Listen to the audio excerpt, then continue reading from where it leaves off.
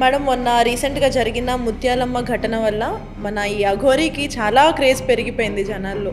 So, ఇప్పుడు మళ్ళా కొంచెం తగ్గుకుంటూ వస్తుంది. అంటే ఇక్కడికి ఆమె యొక్క చాప్టర్ క్లోజ్ అయిపోయిందా? మళ్ళా పార్ట్ 2 ఏమైనా వచ్చే ఛాన్సెస్ ఉందంటున్నారా? జనాలు ఎంత తొందరగా ఎత్తుతారో అంత తొందరగా ఇప్పుడు ఈ అఘోరి గురించి పోవాలంటే ఆమె కూడా ఒక ట్రాన్స్‌జెండర్ అని టాక్ వచ్చింది స్టార్టింగ్‌లో. ఇది ఎంతవరకు నిజమంటారు? ట్రాన్స్ ఉమెన్గా వాళ్ళు ఇది చేస్తారు. ఎందుకంటే ట్రాన్స్ అనేది వాళ్ళు రాజకీయ నాయకుల ఇన్వాల్వ్‌మెంట్ ఉంది. ఇది బ్యాక్ ఎండ్ పాలిటిక్స్ నడుస్తున్నాయి అని కూడా అంటున్నారు. అదే నేను చెప్తాను. నాకు కూడా డౌట్ అదే. మొన్న ఇప్పుడు నాలాంటి వాళ్ళు అందరూ చెరైస్ చేస్తున్నారు కదా, పెట్రోల్కి డబ్బులు ఎక్కడ వస్తున్నాయి, కార్ గిఫ్ట్ ఇచ్చారు, నీ ఫోన్ యూజ్ చేసుకోవాలంటే ఐఫోన్లే యూజ్ చేసుకోవాల్సిన అవసరం ఏముంది?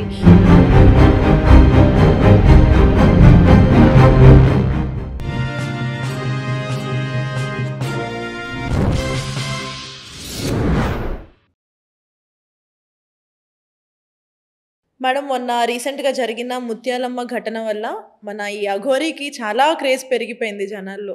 సో, ఇప్పుడు మళ్ళా కొంచెం తగ్గుకుంటూ వస్తుంది. అంటే ఇక్కడికి ఆమె యొక్క చాప్టర్ క్లోజ్ అయిపోయిందా? మళ్ళా పార్ట్ 2 ఏమైనా వచ్చే ఛాన్సెస్ ఉందంటున్నారా?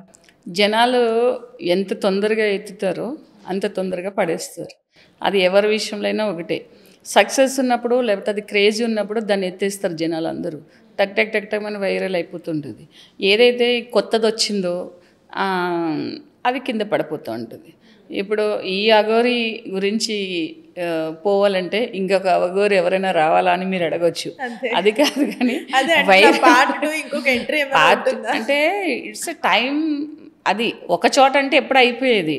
చాలా తెలివిగా ఆవిడ కూడా ఏంటంటే తెలివిగా మొత్తము నేను లాస్ట్ ఒక ఎంట్రీలో కూడా చెప్పా ఏమనంటే ఆవిడ ఆంధ్ర తెలుగు ప్రజల్ని టార్గెట్ చేసింది, అంటే మార్చాలని చూస్తుంది.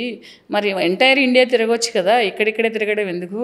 ప్రపంచంలో అంటే ఇండియాలో చాలా చోట్ల శిశు హత్యలు కానీ లేకపోతే పిల్లలను మానభంగాలు చేయడం కానీ లేకపోతే ఆడవాళ్ళు మానభంగాలు చేయడం కానీ మొత్తం ఎంటైర్ ఇండియా అంతా కూడా సనాతన ధర్మం హిందూ ధర్మంతోనే మనం ఫాలో అవుతున్నాం కాబట్టి ప్రతి స్టేట్లోనూ చేయాలి. కానీ దాదాపు 2-3 months నుంచి around the AP and Telangana తిరుగుతుంది క్రేజ్ అనేది. ప్రజలు ఎలా ఉంటారంటే చాలా తొందరగా ఇన్ఫ్లుయెన్స్ అయిపోతుంటారు.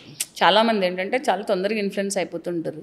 అది ఆ ఇన్ఫ్లుయెన్స్ వాళ్ళలో ఎన్ని రోజులు ఉంటుందనేది అది నెక్స్ట్ క్వశ్చన్. కానీ ఇక్కడ ఇన్ఫ్లుయెన్స్ అయిపోవడం ఏంటంటే ఇప్పుడు జనరల్గా ఒక గుడిలో పూజ చేసే పూజారిని చూస్తే మనకు ఒకలాంటి అంటే గౌరవభావం వస్తుంది. అలాగే ఒక బాబాలను చూసినా కూడా వాళ్ళు కొన్ని తెర వెనుక చాలా తప్పులు చేసినా కూడా చాలామంది ఏం చేస్తారంటే ఆ తప్పులను కూడా హైడ్ చేసి అందులో ఉన్న మంచిని తీసుకుంటూ ఉంటారు. ఏదో ఉన్న నమ్మకంతో వాళ్ళ మీద భక్తి గౌరవంతో ఉన్న పాజిటివ్ తీసుకుంటారు. ఇప్పుడు కల్కి భగవాన్ విషయం వస్తే నేను ఒకళ్ళని అడిగాను అనమాట. అదేంటి వాళ్ళు వైఫ్ అండ్ హస్బెండ్ వాళ్ళు మంచిగా ఉన్నారు, వాళ్ళు అందరిలానే సంసారం చేసుకుంటున్నారు, పట్టు చీరలు కట్టుకుంటారు, వాళ్ళు అంతా దేవుళ్ళు ఎలా అవుతారు అని అంటే ఒక ఆవిడ చెప్పింది అనమాట. మరి సీతారాములు కూడా సంసారం చేసుకుని పిల్లలను కన్నారు కదా. అంటే అంత లోపలికి మనిషి వెళ్ళిపోయినప్పుడు మనం వాళ్ళని బయటకు తీసుకురావడం అనేది కష్టం. అదే తెలివైన వాళ్ళ లక్షణం ఏంటంటే ఒక అఘోరి కానివ్వండి, ఒక బాబా కానివ్వండి, ఒక క్రిస్టియన్ అదే మత ప్రచారకులు కానివ్వండి, లేకపోతే ముస్లిం ఏ రిలీజియన్లో అయినా కూడా ఏంటంటే ఎదుటి వాళ్ళు పలుసు పట్టుకుంటారు. ఇప్పుడు నిత్యానంద స్వామి ఉన్నాడంటే ఆయన గురించి ప్రపంచం అంతా తెలుసు, కానీ ఆయనకి ఎంతమంది ఫాలోవర్స్ లేరమ్మా? ఆయనకి ఎంతమంది ఎన్ని కోట్ల రూపాయలు లక్షల కోట్ల రూపాయలు ఆయనకి ఇచ్చి ఉన్నారు కదా. అక్కడ ఎంజాయ్మెంట్ వాళ్ళు చూసుకుంటారు.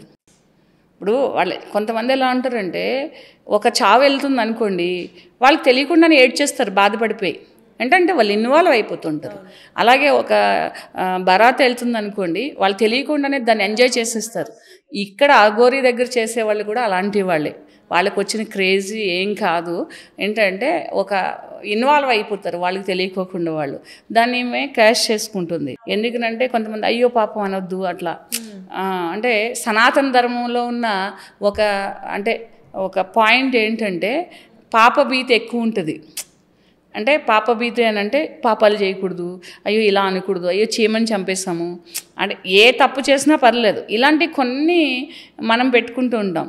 ఇక్కడ అఘోరి అని అంటే ఏంటంటే ఒక సనాతన ధర్మానికి సంబంధించింది అని చెప్పేసి ఒక బాబాలకు ఎట్లా ఇస్తారో అలా ఇస్తున్నారు.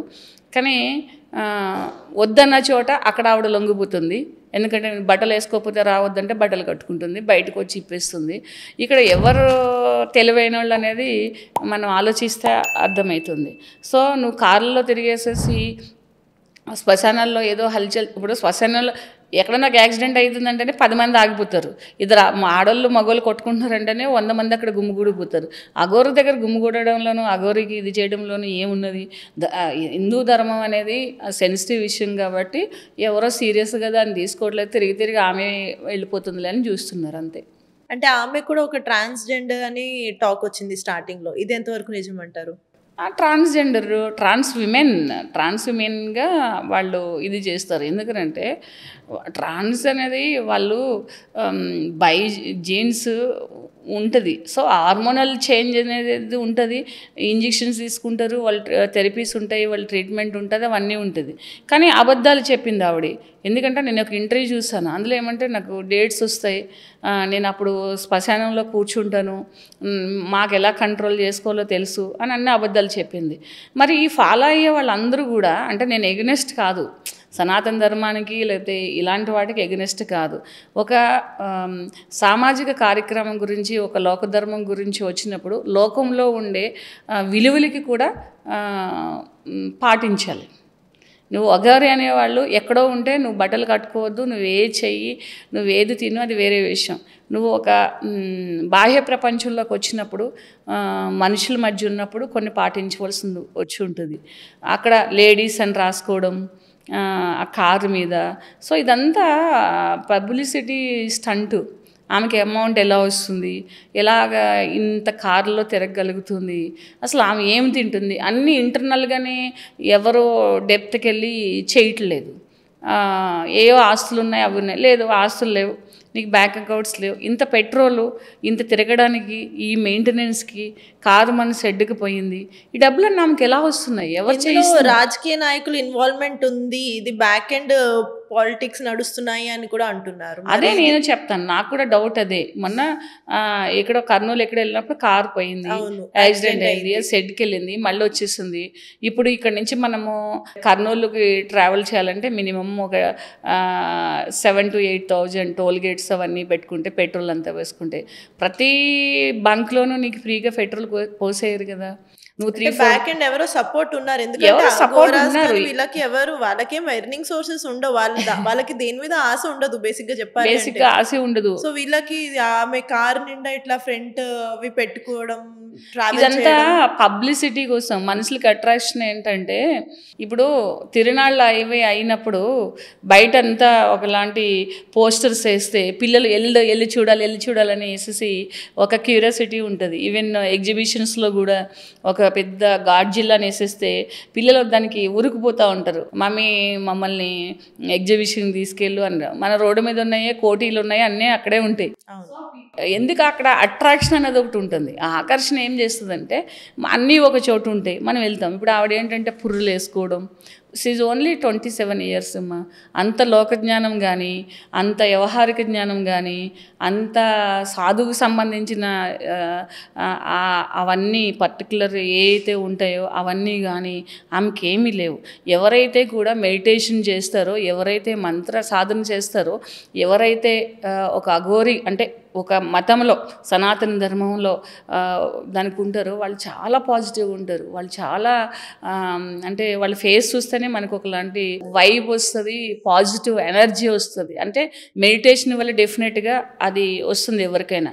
అందుకే మెడిటేషన్ చేయండి, లేకపోతే యోగా చేయండి అని అంటారు. వీళ్ళు సంవత్సరాల తరబడి యోగాలు చేసి, ఒక మెడిటేషన్ చేసి, ఆకులు తిని, అలమలు తిని, ఇవన్నీ తిన్న వాళ్ళకి ఏంటంటే మామూలు మనుషులకు ఉండే ఈ ఈ వైబ్స్ ఉండవు, బాడీ వైబ్రేషన్స్ ఉండవు, కోపం రాదు, కొట్టిన కోపం రాదు, ఏడుపు రాదు. వాళ్ళు ఏంటంటే స్థితప్రజ్ఞత కలిగి ఉంటారు. స్థితప్రజ్ఞత అంటే దేనికి చలించకుండా ఉంటారు. అలాంటిది మీ ప్రతిదానికి చలిస్తుంది. మీడియా వాళ్ళని తిడుతున్నారు. మీడియా వాళ్ళు ఎవరిని వదులుతారమ్మా? మీడియా వాళ్ళు అంటే తప్పును ఎత్తి చూపించడానికే ఉంటారు. యూట్యూబర్స్ ఎవరిని చేస్తారు? పెద్ద పెద్ద సెలబ్రిటీస్ని, మినిస్టర్స్ని, పొలిటీషియన్స్ని అందరినీ కూడా చేస్తే కొంతమంది అయితే నెగిటివ్ కామెంట్స్కి సూసైడ్ చేసుకున్న వాళ్ళు, డిప్రెషన్కి వెళ్ళిపోయిన వాళ్ళు ఉన్నారు. ఈమెంత మన ముందు అసలు మీడియాకి వచ్చి ఇంటర్వ్యూస్ ఎందుకు ఇవ్వాలి? యూట్యూబర్స్కి ఎందుకు ఇంటర్వ్యూస్ ఇవ్వాలి? ఎందుకు? నువ్వు సనాతన ధర్మాన్ని పాటించేదానివైతే ఎక్కడో ఒక చోట కూర్చుంటే నీలో మంచి ఉంటే అందరూ అక్కడికే వస్తారు. ఇలాంటివి ఎంటర్టైన్ చేయరు. అఘోరాస్ కానీ ఎవరన్నా కానీ వీళ్ళు ఇలాంటివి ఎక్కువ ఎంటర్టైన్ చేయరు, కానీ ఈవిడ ఇలాంటివి ఎక్కువ ఎంటర్టైన్ ఇస్తుంది. అన్నీ బయటకు వస్తాయి. It's will take some time. అయితే జనాలు ఏంటంటే ఎవరు ఇవాళ రేపు బిజినెస్ అనేది ఏంటంటే బిజినెస్ సీక్రెట్ ఎవరికి తెలియదు. ఎవరు చేసే బిజినెస్ వాళ్ళకే సీక్రెట్ తెలుస్తుంది, బయట వాళ్ళకి తెలియదు. మనం గొర్రెల్లాగా వెళ్ళేసేసి ఒక ఫుట్పాత్ మీద బట్ట మీద కూడా ఒక బ్రాండ్ ఉండి ఒక షోరూంలో పెడితే ఈ బ్రాండ్ అని మనం తెచ్చుకుంటాము. అలాగేంటంటే అఘోరి అనే ఒక బ్రాండ్ వేసుకొని జనాలు ఇది చేస్తుంది చెప్పిస్తే ఏం చేస్తున్నామే? ఏం మెసేజ్ ఇస్తుంది? వెళ్ళిన చోటల్లా ప్రజలకు ఏం చెప్తుంది? కూడా వచ్చే వాళ్ళకి ఏం చెప్తుంది? ఏదైనా ఒక కొత్తది సమాజంలోకి వచ్చిందంటే అది ఏంటని అందరికీ క్యూరియాసిటీ ఉంటుంది కదా. సో అది ఒక బట్టలు లేకుండా విభూతులు పెట్టుకుని, లిప్స్టిక్ వేసుకుని, పువ్వులు పెట్టుకుని, అవి పెట్టుకుని ఒక డిఫరెంట్గా ఉంటే చూడడానికి ఎవరైనా వెళ్తారు. అంతేగాని సనాతన ధర్మం కోసం వెళ్తున్నారు, లేకపోతే ఆమెను ఎంకరేజ్ చేస్తున్నారు, ఆమె ఫాలో అవుతున్నారు అని కాదు. ఆమె ఏంటని చూడడానికి వెళ్తున్నారు అంతే. అది జనరల్గా కొత్త పార్క్ పెట్టారు, కొత్త మాల్ ఓపెన్ చేశారంటే జనాలు పరిగెట్టినట్టు. అంటే ఒకవేళ నిజంగానే మీ పాజిటివ్ ఉద్దేశం ఉంటే ఇది కరెక్ట్ కాదు, ఈ దారి మంచిది కాదు. ఇలా అందరినీ కూడా ఎందుకు ప్రభుత్వం నిన్ను పట్టించుకుంటుంది? ప్రభుత్వానికి ఏమైనా నువ్వు సలహాదారువా? ప్రభుత్వం ఏమైనా నువ్వు సొసైటీకి ఏం మంచి చేస్తున్నావని ప్రభుత్వం దేని గురించి సీఎం పట్టించుకోవాలి? దేని గురించి మినిస్టర్లు పట్టించుకోవాలి? దేని గురించి మంత్రులు పట్టించుకోవాలి? నీ మహిమలు ఏంటి? నీ మహిమలతోనే అందరం దగ్గర చేసుకోవచ్చు. ఇప్పుడు రేవంత్ రెడ్డి గారిని దగ్గర చేసుకోవాలంటే మహిమలతోనే చేసుకోవచ్చు. ఆయనకి ఛాలెంజ్ చేసి అంటే అన్నీ కాదు, ఎవరినైనా కూడా. ఎప్పుడో నేను పవన్ కళ్యాణ్ గారిని కలుస్తున్నాను, ఆయన కూడా సనాతన ధర్మం. పవన్ కళ్యాణ్ తెలియదంట ఆమెకి. నీ దగ్గర నువ్వు ఒక సోషల్ మీడియాలో ఒక ఇన్ఫ్లుయెన్సర్ లాగా ఏదన్నా అంటే కూడా నా బ్లాగ్లో చూసుకోండి అని అంటావు, ఏదన్నా అంటే కూడా నా వీడియోస్లో మీరు చూడండి నేను ఏం చేశాను అని అంటావు. మరి పవన్ కళ్యాణ్ గారు తెలియకపోవడం ఏంటి? పవన్ కళ్యాణ్ గారు ఎందుకు తెలియదు నీకు? సో నువ్వు ఆంధ్ర నుంచి వెళ్ళిన ఒక పర్సన్వి కదా, అంటే ఆంధ్ర తెలంగాణ జాయింట్గా ఉన్నప్పుడు వెళ్ళిన పర్సన్వి. ఇప్పుడు తెలంగాణలో ఉండేవాళ్ళు ఇప్పుడు మినిస్టర్లు తెలియదంటే ఒక అర్థం ఉన్నది, వాళ్ళతో మనకి యాక్సెస్ ఉండదు కాబట్టి. స్టార్స్, సెలబ్రిటీస్ తెలియదు అనడానికి ఛాన్సే లేదు. So is hiding so many facts. So స్లోగా ఫర్ టైం బీయింగ్ అవి ఒక్కొక్కటి రివీల్ అవుతుంది. వస్తుంది. ఇప్పుడు నాలాంటి వాళ్ళు అందరూ వచ్చి అరైజ్ చేస్తున్నారు కదా, పెట్రోల్కి డబ్బులు ఎక్కడ వస్తున్నాయి, కార్ గిఫ్ట్ ఇచ్చారు, నీ ఫోన్ యూజ్ చేసుకోవాలంటే ఐఫోన్లే యూజ్ చేసుకోవాల్సిన అవసరం ఏముంది? 2-3 యూజ్ చేసుకోవాల్సిన అవసరం ఏముంది? ఎవరికో నువ్వు మంచి చేసావు. మరి ఇప్పుడు హైదరాబాద్లో చాలామందికి చాలా ప్రాబ్లమ్స్ ఉన్నాయి, మాకు చేయి మేము కూడా గిఫ్ట్లు ఇస్తాం. లైక్ ఇప్పుడు ఏంటంటే ఎవరినైనా రాత్రి కోటీశ్వరిని చేయి, నేను అవసరం వచ్చినప్పుడు చూపిస్తానంటే ఎవరైనా ఒక శ్మశాన ఘాట్లో తీసుకెళ్ళి ఒక శవాన్ని మొన్న వెళ్ళి ఒకరు పూజ చేసి చెవులు ఏదో చెప్పింది, ఒక ఇంత శాస్త్రాలు చేసింది, మరో ముక్క తీసుకుని ఎందుకు తినలేదు అందరి ముందు? ఒక డెడ్ బాడీ వెళ్తుంటే వైల్ ట్రావెలింగ్ ఒక డెడ్ బాడీని వాళ్ళు ఆఫ్ చేసి వాళ్ళ ముక్కులేదో చదివి నోట్లేదో చదివి ఏదో మంత్రాలు చేసింది. ఎందుకు చేసింది? వాళ్ళకి పునర్జన్మ రావాలని చేసిందా? వాళ్ళు లేవాలని చేసిందా? లేకపోతే వాళ్ళకి ఏది చేసింది? మరి నువ్వు శవాలను తినేస్తాము అన్నప్పుడు మరి ఒక మొక్క కట్ చేసుకుని అక్కడే అందరికీ పబ్లిక్ చూపించవలసింది కదా, ప్రూవ్ చేయవలసింది కదా. అప్పుడు నువ్వు నిజమైన అఘోరం అని మేము నమ్ముతాం. శ్మశానంలో వెళ్ళి కూర్చుని అది ఇది అని అంటే ఒక 2 కెమెరాలో ఒక 20 మంది వెళ్ళిపోతే అక్కడ నువ్వు శ్మశానంలో ఏదో చేస్తున్నట్టు కదా. ఇప్పుడు ఈ 3 నెలల నుంచి నువ్వు హైదరాబాద్ చుట్టూ తిరుగుతున్నావు, తెలంగాణ చుట్టూ తిరుగుతున్నావు, ఏ మహిమ చేసావు? నువ్వెందుకు పట్టించు? ముత్యాలమ్మ గుడిలో ఇది చేసిన వాళ్ళని ప్రభుత్వం పట్టుకోవాల్సిన విషయం ఏంటి? ఇదిగో ఇతనే పట్టుకున్నాడు, నాకు తెలిసింది, నాకు మహిమలు ఉన్నాయి, నాకు శక్తులు ఉన్నాయి, ఈ పర్సన్ని మీరు పట్టుకోండి అని నువ్వే తీసుకురా. అందరినీ నేను సరిదిద్దుతాను, ఈ సనాతన ధర్మాన్ని కాపాడుతానంటే ముందు ఒక అమ్మవారికి జరిగిన అన్యాయాన్ని నువ్వు ఎత్తి చూపిస్తున్నావు. అన్యాయం ఎవరు చేశారనేది నువ్వు పట్టుకుంటే మహిమలు ఉంటే దివ్య దృష్టిలో చూసి చెప్పొచ్చు కదా, చెప్తే మనం అందరం కూడా ఫ్యాన్స్ అవుతాం కదా, మనం అందరం కూడా మొక్కుతాం, మేమే అమ్మవారని మొక్కుతాం. మనం అందరం కలిసి గుడికి కూడా కట్టిద్దాం. ఫస్ట్ ఏంటంటే ఎక్కడ ఏ అన్యాయం జరుగుతుందో అన్యాయాన్ని నువ్వు రెక్టిఫై చేయి. జరగబోతున్న అన్యాయాలను ఆపే శక్తి తర్వాత చూద్దాం. జరిగిన అన్యాయాలని ఇది అన్యాయము, ఇది ఈ పర్సన్ చేశాడు, వీళ్ళు పట్టుకున్నారు, ఒక బ్యాంక్ దోపిడీ దొరుకుతుంది. పోలీసులకి అప్పుడు పని ఉండదు కదా, జ్యుడిషియరీకే పని చాలా తగ్గుతుంది. ఇప్పటికే చాలా ఎక్కువ కష్టపడుతున్నారు పాపం. అంతా పోలీసు వాళ్ళు కూడా చాలా కష్టాలు పడుతున్నారు ఎవరన్నా చిన్న పని చేస్తే. ఇవన్నీ చాలా పోలీస్ స్టేషన్ అయితే ఇంకా 24/7 బిజీ ఉంది. ఇంకా అసలు ఒకప్పుడు జూబ్లీ హిల్స్ ఉండేది, బంజారా హిల్స్ ఉండేది, ఇప్పుడు ఏంటంటే నార్సింగ్ ఎక్కువ ఉంటుంది. నువ్వు ముందే చెప్పేయచ్చు కదా, ఇతను జైలుకి వెళ్తాడు, ఇతను ఒక అమ్మాయి కేసులో పెడుతుంది, వీళ్ళు ఇడిపోతారు అని చెప్పేస్తే వాళ్ళకి తీవాల్సిన వాళ్ళ ప్రివెన్షన్స్ మెజర్స్ వాళ్ళు ఫాలో అవుతారు కదా.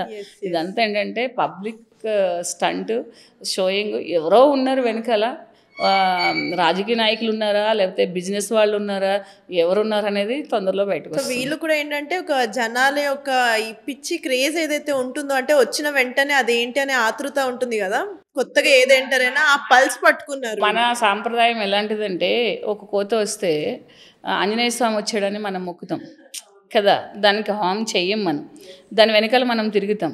ఒక చేప ఉంటే కొంతమంది చేప మత్స్య అవతారము దేవుడు అంటాం, ఒక తాబేల్ని పూజిస్తాం మనం. ఇలా ఎన్నో రకాలుగా అంటే ప్రతి జీవికి ఇంపార్టెన్స్ ఇచ్చి ప్రతి జీవిని కూడా ఒక ఆ జీవికుండే విలువల్ని మనము రెస్పెక్ట్ చేసే సొసైటీ మంది. ఒక మనిషి వస్తే అది కూడా అలా వస్తే వెళ్ళి చూడకు, నేను కూడా వెళ్తాను, ఒకవేళ మా ఏరియాకి వస్తే చూస్తాను ఇలా ఉంది అఘోరి అని. అలా అంత మాత్రం నేను అఘోరి ఫాలోవర్ కాదు. ఇలాంటి వాటికి ఏంటంటే మతాన్ని కులాన్ని లేకపోతే మనకుండే స్టేటస్ని అడ్డుని పెట్టుకొని జనాల్ని ఫూల్స్ చేయాలని చూస్తే దానికి ఎవరు ఏ రోజైనా బయటికి వచ్చినప్పుడు మాత్రం దాని యొక్క ఫలితం చాలా ఘోరంగా ఉంటుంది. ఇంకా ఏముంది కనపడదు. అప్పుడు నేను హిమాలయాలో ఉన్నానంటది వెళ్ళిపోయేసేసి. ఎందుకు బ్యాక్ ఎండ్ ఉన్న వాళ్ళు బయటకు వస్తే వాళ్ళకి చాలా తెలివిగా ఏం చేస్తుందనంటే బద్రీనాథ్ వెళ్ళేసేసి ఒక వీడియో పెట్టింది. ఎందుకంటే నేను ఫేక్ అఘోర్ అనుకుంటున్నారేమో, కాదు వీళ్ళందరితో నాకు యాక్సెస్ ఉంది అని వేసేసి ఒక వీడియో పెట్టుండే 1 month క్రితం. నేను వస్తున్నా మళ్ళీ తెలంగాణకు వస్తున్నా, నేను అందరి పని చెప్తా. నువ్వు ఇంతవరకు ఎవరి పని చెప్పలే, నిన్ను ఏ వీడియోలు చేసావని. ఫస్ట్ తెలంగాణ చూస్ చేసుకోవడానికి ఏంటి ఇక్కడ ఏం జరుగుతుందని, అంటే తన ఓన్ బర్త్ ప్లేస్ కదా తెలంగాణ. ఓకే సరే, ఒక అబ్బాయి ఎవరో వీడియో చేస్తే అబ్బాయిని తిట్టింది ఫోన్ చేసి. ఎందుకు మరి నువ్వు ఒక నార్మల్ పర్సన్ లాగా వాటికి భయపడడం, నా వీడియో డిలీట్ చేయి బాగోదు అని నార్మల్ పర్సన్ మాట్లాడింది. ఒక అఘోరి మాట్లాడవలసిన విషయం అంటే అఘోరితో మనకు ఫ్రెండ్షిప్ లేదు, అఘోరితో మనం చూసినట్టు ప్రకారంగా ఈవిడ ఎక్కడ ఒక అఘోరి లాగా బిహేవ్ చేయట్లేదు. ఆ తిట్టడం ఇప్పుడు టెంపుల్లోకి రావాలంటే బట్టలు కట్టుకోవాలి అన్నారు, నువ్వు కట్టుకున్నావు, దాన్నే ఫాలో చేయాలి. ఇప్పుడు ఎందుకు యూత్ కూడా పాడవుతుంది కదా. యూత్ కూడా ఏంటంటే ఒకవేళ అనకూడదు, ఒక దిగంబరంగా వస్తే చూడాలి. ఒక పిచ్చిదాన్ని ఒక పిచ్చోళ్ళు ఉంటేనే చూసుకుంటూ పోతారు. ఆమెకు లేచి ఎవరో ఒక టాప్ వేయడమో ఒక చీర ఇవ్వడమో లేకపోతే ఆమెని ఒక చెట్టు కింద కూర్చోబెట్టడమో చేయరు. అంటే చాలా కుసంస్కారాలు ఉన్న వాళ్ళు ఉన్నారు సమాజంలో. అంటే దానికి 2 కారణాలు ఉన్నాయి. ఒకటి కరుస్తారని కావచ్చు, 2 మనకెందుకులే అని కావచ్చు, లేదా అది ఒకటి క్యాజువల్గా చూసుకోపోవచ్చు. అంటే చూడడం అనేది ఫాలోవర్స్ అని అనవద్దు అంటాను నేను. ఎందుకంటే ఆమెకు ఫాలోవర్స్ అనవద్దు అని అంటాను. గుడుల్లో అందుకెందుకు విఐపి ఇచ్చారు అని అంటే, ఒక హిందూ టెంపుల్కి వచ్చి నేను హిందువుని, నేను సనాతన ధర్మాన్ని చేస్తున్నానంటే డెఫినెట్గా అక్కడ ఏం గొడవలు అవుతుందో, మళ్ళీ అక్కడ కిరోసిన్ డబ్బా, ప్రతి చోటకి ఎమోషనల్ బ్లాక్మెయిల్ అంటారు కదా. ఏమనంటే ఫోన్ కొనకపోతే నేను చచ్చిపోతా, లేకపోతే నాకు మంచి బట్టలు ఇప్పించకపోతే చచ్చిపోతా, ఒక ట్రిప్కి వెళ్ళకపోతే ఫ్రెండ్స్ ద్వారా నేను చచ్చిపోతా, ఇవన్నీ ఎలా పిల్లలైతే ఇస్తారో ఆమె అన్నిటితో పాటు ఆ పుర్రెలు ఆటో ఈ బుదిలి అవి వీటితో పాటు ఏం చేస్తుందంటే ఒక పెట్రోల్ డబ్బా పట్టుకు తిరుగుతుంది. ఇది ఎవరిని బ్లాక్మెయిల్ చేస్తున్నట్టు, ఎవరిని ఇక్కడ ఎవరితో ఆడుకుంటున్నట్టు. ఇదంతా ఏంటంటే ఒక అఘోరి భయపడే వాళ్ళని మందిని రక్షించవలసిన ఆమె 10 మందిని నేను చచ్చిపోతా శివయ్య పిలిచాడంటే మరి ఇంకెన్ని రోజులు ఎందుకు ఇక్కడ ఉండడం? నన్ను శివయ్య పిలిచేశాడు, ఆత్మార్పణ చేసుకుంటానంటే అఘోరియే కాదమ్మా, ఎవరు చనిపోయినా చట్టం ఒప్పుకోదు, సమాజము రక్షించడం కోసమే చూస్తుంది. చాలామంది ఏదో వచ్చినప్పుడు సెల్ టవర్స్ ఎక్కడము, వాటర్ ట్యాంకులు ఎక్కడము, బిల్డింగ్ మించి పడిపోతానంటే వెంటనే అదేంటి ఫైర్ స్టేషన్ వాళ్ళు, పోలీసులు వాళ్ళు వెళ్ళి పరిగెట్టి నెట్లో పట్టుకొని కింద క్లాతులు పెట్టుకుని దిగిరా బాబు దిగు అని దండాలు పెడుతూ ఉంటారు. సో ఈమెను కూడా అలాగే బతిమాలుతున్నారు, అంతకంటే ఏం లేదు. వాళ్ళు పైకెక్కి కింద పెడతామంటారు, ఈమె కింద ఉండి పైకి పోతానంటుంది అంతే. Okay, thank you so much. Welcome అమ్మ.